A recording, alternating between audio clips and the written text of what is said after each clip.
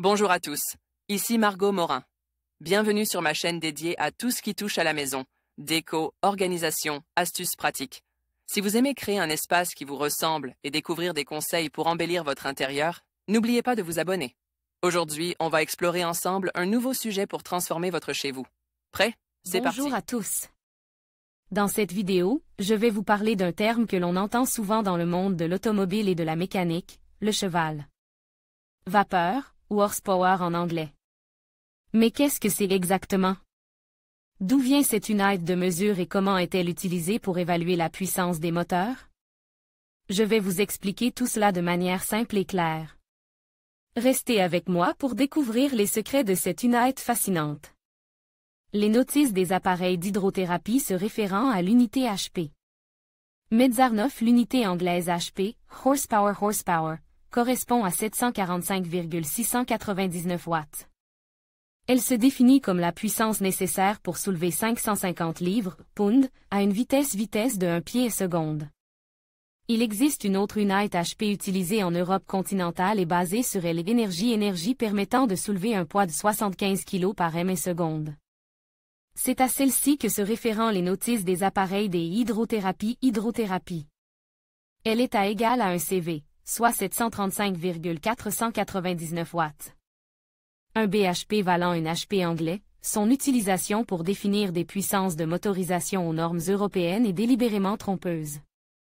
Origine et utilisation du terme horsepower. Le terme horsepower, qui traduit littéralement puissance de cheval, a été inventé par l'ingénieur écossais James Watt. Dans la fin du XVIIIe siècle pour comparer la puissance des machines à vapeur avec le travail effectué par des chevaux de trait. Cette unité a permis de quantifier et de commercialiser les innovations technologiques de l'époque en termes compréhensibles pour les industries utilisant alors principalement la force animale. Comparaison entre HP, CV et Watt. Alors que le HP anglais est habituellement utilisé pour les mesures de puissance en Amérique du Nord, le cheval vapeur, CV, est préféré. Dans les pays européens, bien que les deux unités calculent la puissance de manière légèrement différente comme mentionné précédemment. Il est crucial de comprendre ces différences pour éviter les confusions lors de l'achat ou de la comparaison de machines ou de véhicules. Sur des marchés internationaux. En règle générale, une HP est équivalent à 1.0 1387 CV. De plus, ces unités sont toutes deux utilisées pour transcrire la puissance en watts, unité standard du système international, qui représente l'unité de mesure objective et universelle utilisée scientifiquement à l'échelle mondiale. Impact de ces mesures dans l'industrie moderne. Le concept de horsepower est non seulement utilisé dans l'automobile, mais également dans divers secteurs tels que la marine, l'aéronautique et le génie mécanique. Que ce soit pour le dimensionnement des moteurs, la conception des systèmes de propulsion ou l'optimisation de la performance énergétique. L'utilisation précise de ces unités est essentielle. Par exemple, dans le secteur automobile, la puissance en HP ou CV influence directement la perception des performances d'un véhicule par les consommateurs.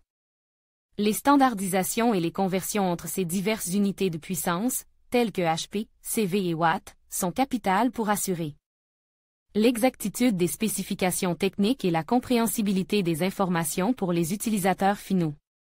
L'adoption du Watt comme mesure standard aide à unifier ces divers systèmes, mais la compréhension des équations historiques et régionales restera cruciale pour les ingénieurs et techniciens à travers le monde. En conclusion, la puissance en chevaux est une unité de mesure essentielle qui nous aide à comprendre la performance des moteurs. Que ce soit dans les voitures, les motos ou même les machines industrielles. En connaissant la définition et l'importance de cette mesure, nous pouvons mieux apprécier la puissance et l'efficacité des véhicules que nous utilisons au quotidien. N'oubliez pas que la puissance en chevaux n'est qu'un des nombreux facteurs à considérer lors du choix d'un véhicule. Merci d'avoir regardé cette vidéo et à bientôt pour d'autres explorations passionnantes.